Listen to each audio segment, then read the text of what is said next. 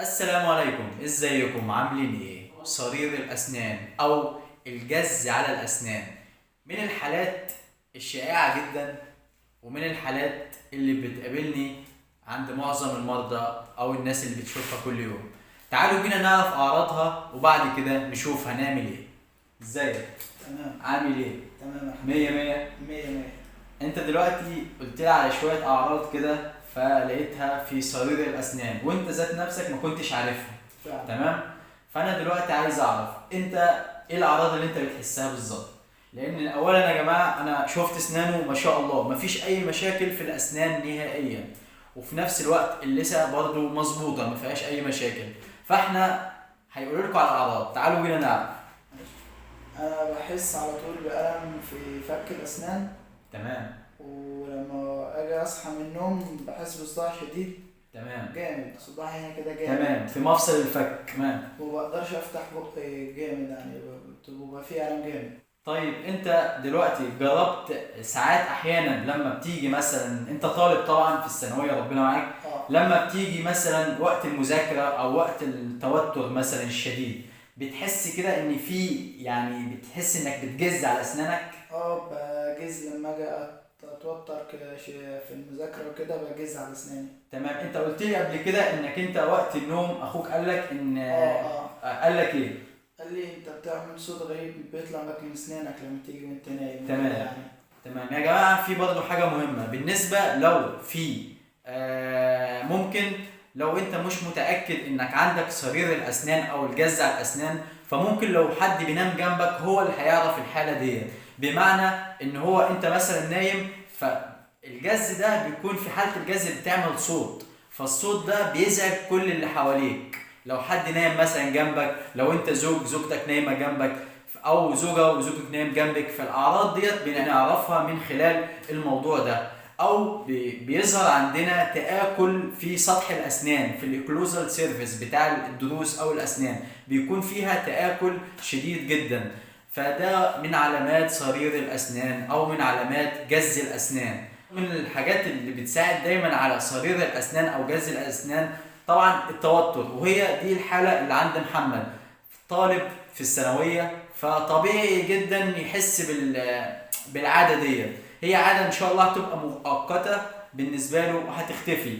وفي ناس برضو بالنسبه لشرب الكافيين، القهوه واشكالها، الشرب المفرط من القهوه بسبب الموضوع ده. الضغط النفسي من الحاجات اللي بتخلي الصرير او الجز الاسنان يزيد جدا، الضغط النفسي. احنا لازم نهدي نفسنا شويه، ما نضغطش نفسنا جامد. احنا عرفنا الاعراض بتاعت صرير الاسنان. طيب ايه العلاج اللي ممكن نعمله؟ في طبعا في الميديكيشن الادويه، بنكتب حاجات باسط للعضلات.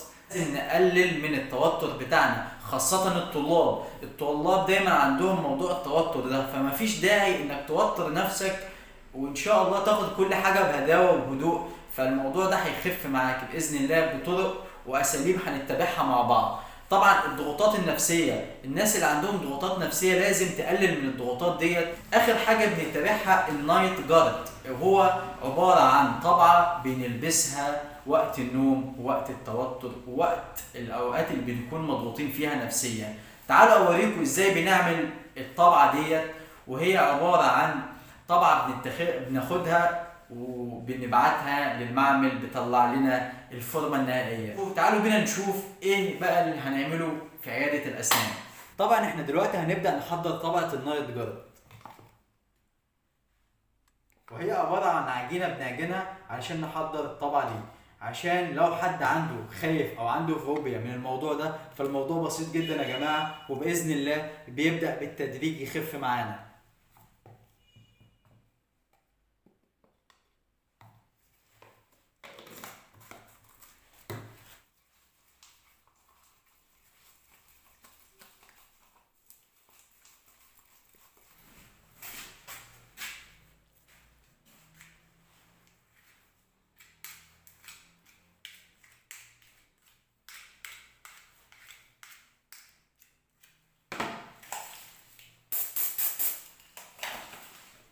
شفت عضلات؟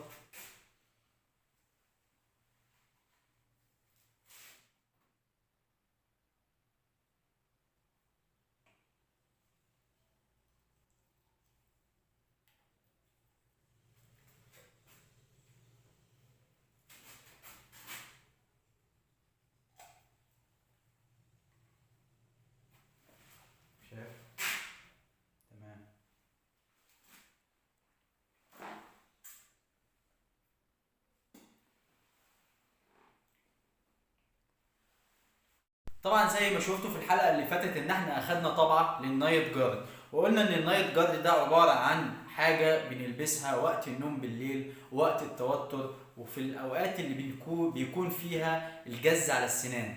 ودلوقتي بعد لما عملنا الطبعه المعمل طلع لنا النايت جارد وهو بالشكل ده.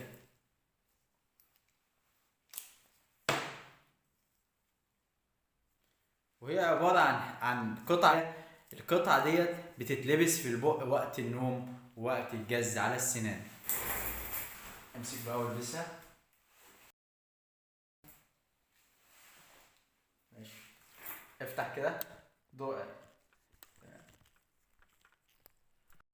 قرب كده ووريهم. تمام كده. شلنا موضوع الصداع وشلنا كل شيء، وبكده اكون باذن الله اكون وضحت لكم كل ما يشمل صرير الاسنان او الجز على الاسنان او البروكزيزم. اتمنى يكون استفدتم، وشكرا، والسلام عليكم ورحمه الله وبركاته.